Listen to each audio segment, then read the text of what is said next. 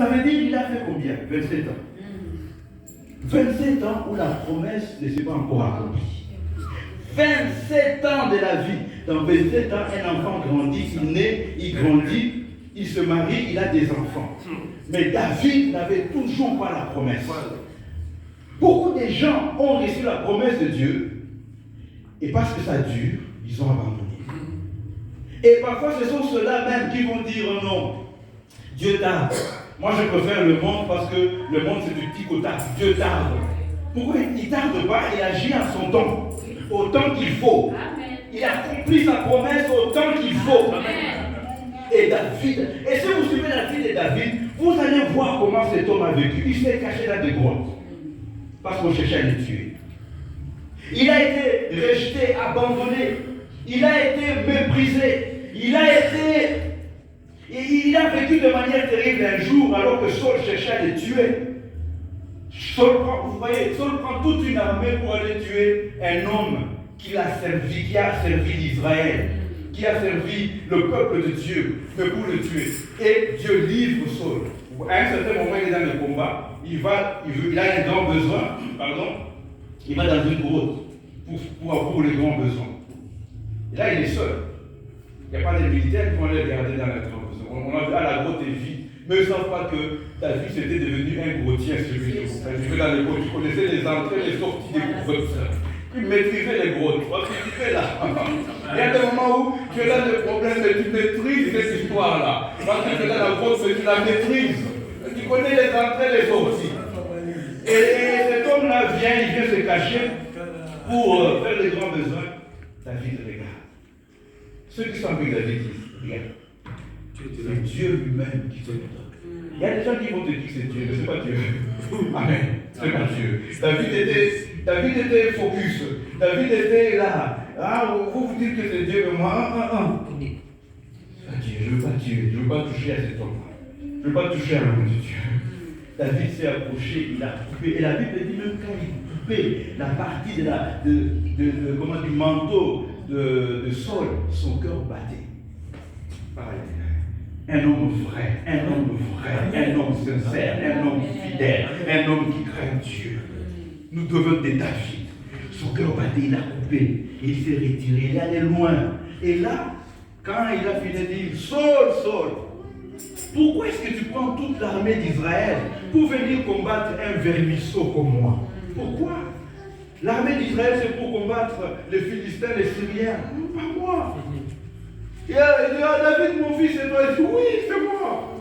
Regarde, Dieu t'a livré entre mes mains. Je pouvais te tuer. Regarde ton habit. Et David se lève maintenant. Il parle au gars. Comment ça s'appelle? Abner. Et les autres, pourquoi vous n'avez pas gardé le roi? Pourquoi vous n'avez pas gardé le roi? Il a tout de parler maintenant. Il a montré que le roi il pouvait être tué. Mais pourquoi vous êtes supposé le garder? Vous n'avez pas gardé le roi. Pourquoi? Regardez. Aujourd'hui, si je voulais, je pouvais le tuer. Et cet homme vivait comme ça. Dans des grottes, abandonné, rejeté. Mais il était là. Il n'avait jamais oublié la promesse. Il n'avait jamais oublié l'acte de Samuel. Il n'avait jamais oublié cela. Et surtout, il n'a jamais oublié le lion qu'il a tué. Il n'a jamais oublié l'ours. Souvent dans la vie, avec les événements de la vie, avec les situations, souvent tu vas voir que tu commences à oublier que tu avais tué le lion. Tu considères que c'est la situation d'aujourd'hui qui dépasse tout. C'est le problème d'aujourd'hui qui dépasse tout. Et tu ne vis que pour ça. Tu ne te décides que pour ça. Tu ne réagis que pour ça. Mais tu oublies que toi-même, tu avais tué le lion. Par la puissance du Seigneur. Tu oublies que toi-même, tu avais tué l'ours. Tu oublies que toi-même, tu avais tué Goliath. Mais tu ne regardes pas, je suis dans la grotte. Oh mon Dieu, pourquoi je suis dans la grotte? Oh Seigneur, tu m'as abandonné, je suis dans la grotte. Souviens-toi des choses grandes. Souviens-toi de ce que tu as fait. Alléluia. David a gardé la promesse. 27 ans durant, avant qu'il devienne roi. Moi, je m'imagine, le jour où il est devenu roi, si j'étais à sa place, quand les gens sont là, tu assures. Tu dois assurer. Tu dois assurer. Donc il assure, il est roi. Mais quand il est seul, la chance. Il regarde le trône. Il dit, ah, c'est toi, c'est toi. Et puis j'ai. Amen. Et puis demain, il s'essaie de l'eau, ça va. C'est moi David. Et là, il peut voir son film. Le film de sa vie. 13 ans, en train de garder les troupeaux de Job, il se voit. J'imagine, il voit comment il a tué le lion, il voit ses frères, ses soeurs, il voit Goliath, il voit. J'imagine que David, ce qu'il pouvait faire, si moi j'étais à sa place, j'allais seulement quitter le trône et me mettre seulement à genoux. Commencer à dire Seigneur, merci. Oubliez les 27 ans. Les 27 ans sont oubliés, mon frère. Les temps que tu es en train de vivre, ma soeur. Tu vas dire Seigneur, Seigneur. Tu commences seulement à bénir le Seigneur. Tu commences seulement à l'exalter. Tu commences seulement à le glorifier. Parce que c'est un Dieu bon, mes frères. Amen. Nous avons un Dieu bon. Amen. Nous servons un Dieu bon. Amen. C'est pourquoi nous devons nous attacher à lui. Amen. C'est pourquoi nous devons marcher avec lui. C'est pourquoi nous devons être sérieux avec lui. Amen. Alléluia. Amen. Frère, on n'a pas le temps de jouer avec la vie. Ah, le ciel arrive. L'enlèvement se prépare. Et nous avons des destinées à accomplir. Pour vous imaginer, si David avait abandonné le Seigneur, aujourd'hui on ne parlerait pas du roi David. On ne parlerait pas de lui. S'il avait dit Seigneur, je suis fatigué, trop de problèmes, trop de ceci, cet homme cherche à me tuer, je n'ai rien fait. Maintenant, je fais ceci, je fais ça. Il oublie tout. Il allait tout oublier, mais il allait aussi rater le trône. Il allait aussi rater l'histoire. Il allait rater d'être appelé, que Jésus soit appelé fils de David. Parce qu'aujourd'hui même, Jésus, le Seigneur Jésus, on l'appelle fils de David. Amen. Parce que cet homme a compris le secret de deux choses. Dieu est bon. Amen. Et il est fidèle. Amen. Il mérite qu'on le serve. Il mérite qu'on l'adore. Il mérite qu'on le suive. Même si on ne comprend pas, même si on ne maîtrise pas, il mérite. Alléluia. C'est pourquoi nous allons nous lever. Nous allons nous recommander entre ses mains. Nous allons proclamer sa bonté. Nous allons proclamer sa fidélité. Nous allons lui dire, Seigneur, comme David a dit, je reconnais que tu es bon. Je reconnais que tu es fidèle. Et dans ma vie, moi aussi, je m'approche de toi. Est-ce que nous pouvons nous lever pour la prière? Prions et proclamons ces choses. Ô Éternel, mon Dieu, nous reconnaissons que tu es bon et tu es fidèle. Nous reconnaissons que tu es bon et tu es fidèle. Nous reconnaissons que tu es bon et tu es fidèle. Au-delà des événements, au-delà des situations, au-delà des circonstances, notre Dieu, nous voulons te suivre encore. Nous voulons rester avec toi dans la vie sur terre. Il n'y a personne comme toi. Il n'y a personne qui est bon.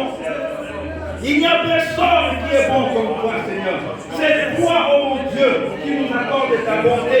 C'est ta bonté qui nous fait vivre. C'est ta bonté, mon Seigneur, qui donne le pain à celui qui mange. Quand nous mangeons, c'est toi qui nous donne le pain. C'est toi qui nous donne le pain. C'est toi qui nous donne le pain, mon Dieu. Nous bénissons ton nom. Nous l'exaltons. Nous te célébrons. Nous te glorifions, mon Jésus, à cause de ta bonté. Nous la reconnaissons dans nos vies. Nous la reconnaissons dans nos vies. Nous reconnaissons ta bonté, notre Dieu. Nous sommes le produit de ta bonté.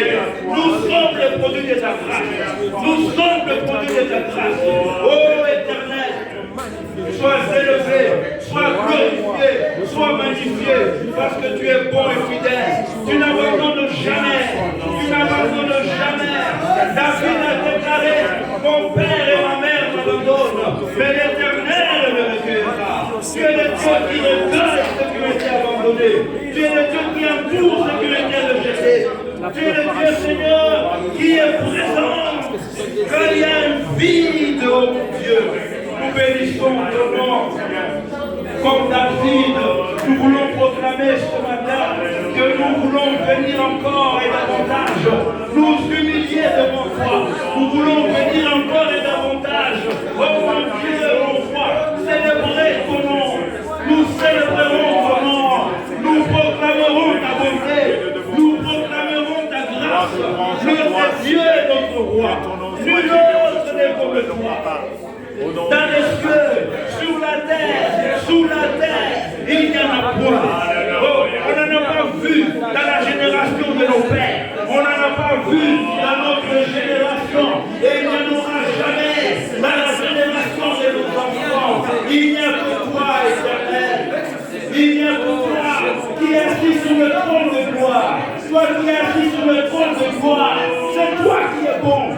Toi qui es fidèle. Nul autre dans la terre, nul autre dans les cieux, nul autre dans la mer, nul autre Seigneur. C'est toi qui es beau, éternel. Nous t'élevons, nous te magnifions, Papa. Ta bonté nous a délivrés des situations. Ta bonté nous a délivrés des circonstances. Ta bonté nous a délivrés des événements. Oh mon Dieu, tu as fait de nous des rescapés, des hommes et des femmes dont le diable avait déjà prévu la destruction. Mais nous sommes la preuve de ta grâce. Nous sommes la preuve de ta bonté.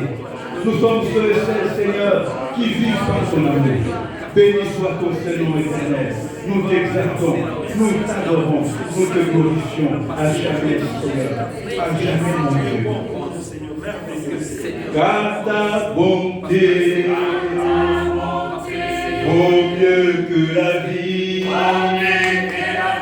Car ta bonté vaut mieux que la vie.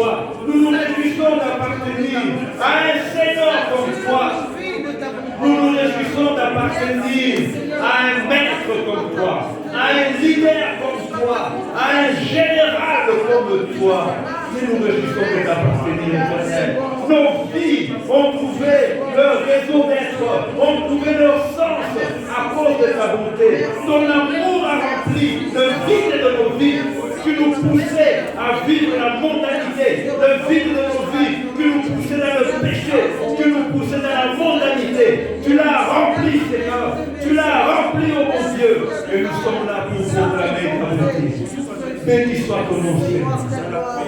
Au-delà de toutes choses, au-delà de toute situation, au-delà de toute circonstance, ta beauté vous met la justice.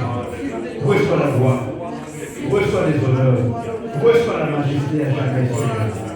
Merci Jésus. Alléluia.